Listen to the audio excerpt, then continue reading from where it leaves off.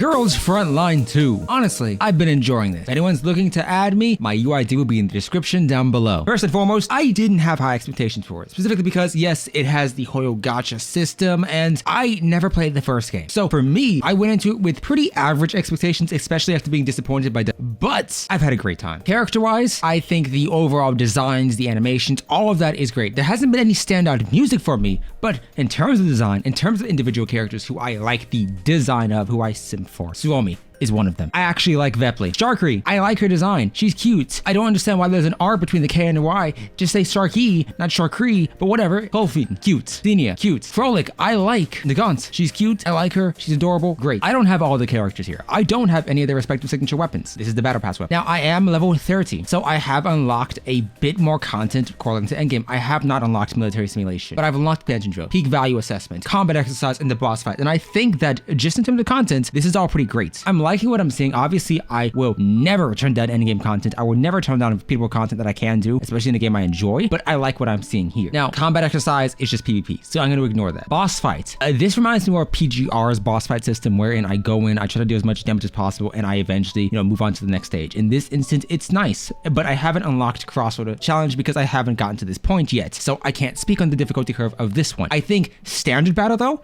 it's perfectly fine.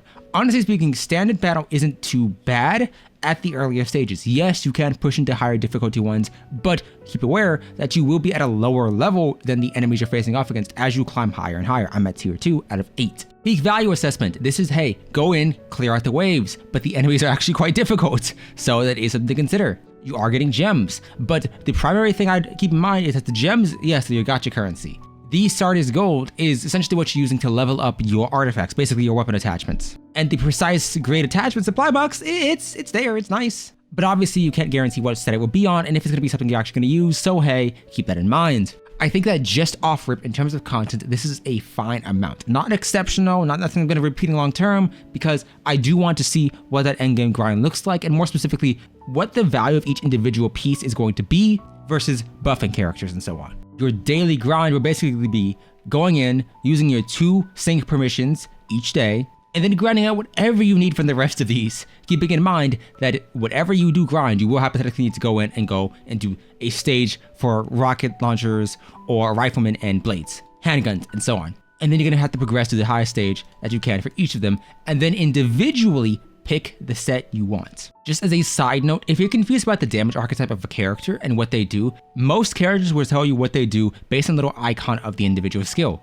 Suomi here does frost damage in this individual skill here, or freeze damage, but nothing else is any specific damage type, whereas Tololo does pure hydro damage, except for this middle skill, and her basic.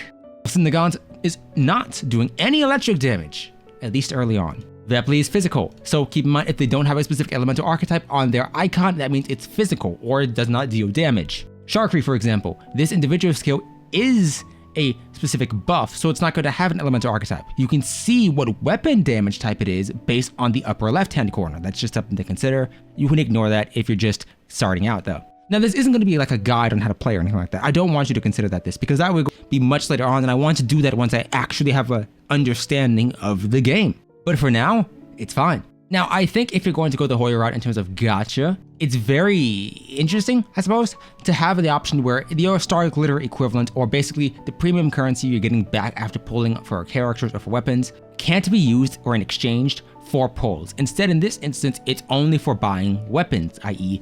the signature weapons of characters. Now, Snowbreak has a feature like this, but Snowbreak's feature also allows you to exchange it for pulls. I think it's very interesting to include and solely limit the character individuals on weapons and maybe not dupes of characters or anything like that, but hey, it's fine. I wholeheartedly will recommend this. I want you to keep in mind that this public area here, yes, it houses quite a lot of things you're gonna be using. I'll quickly claim my dispatch and then resend everybody out there. But I want you to keep in mind that your dormitory, yes, you can pick any of these angles. I like Suomi, she's very cute. And I do like that I can set any angle as my camera angle. So I can go here, for instance, and set that as my lobby screen. That's a very nice feature. However, I want you to consider that if we're going through characters, Suomi and Vepley both have respective bond stories and affinity voice lines. The same thing occurs for Vepley. But if I'm going to another character, Tololo, she has one. She's a standard banner unit. Please keep that in mind. Most Nagant, a standard banded 5-star, does not have them. So it's inconsistent as to who has a Bond story and who doesn't. Just keep that in mind. Suomi, Vepley, and Tolo have them. I don't know if anyone else does, but hey, I'm just gonna call her Tolo from now on. Your daily is exceptionally easy to do. I can't speak on events because the current event is great, but I don't know about future events. Storyline, it's nice, but it runs into the problem of not being voice acted, and that can be a make or break thing. There is no English VA, I understand that, that's perfectly fine. And the cutscenes alternate between really high quality, i.e. the quality of the models you're seeing on screen right now, or just really bad, which makes it seem like they were animated far before the game was complete. I don't know, it's very weird. The main character design, it's bad. Honestly speaking, I didn't even like the lack of main character in PGR and the main character design of Snowbreak, but honestly speaking, I didn't think anyone else could match Snowbreak's bad character design for the MC, and it's matched here, and I don't get it. But that's me. That's just a subjective thing. He looks stupid though. But either way, I wholeheartedly recommend this game. I was expecting XCOM.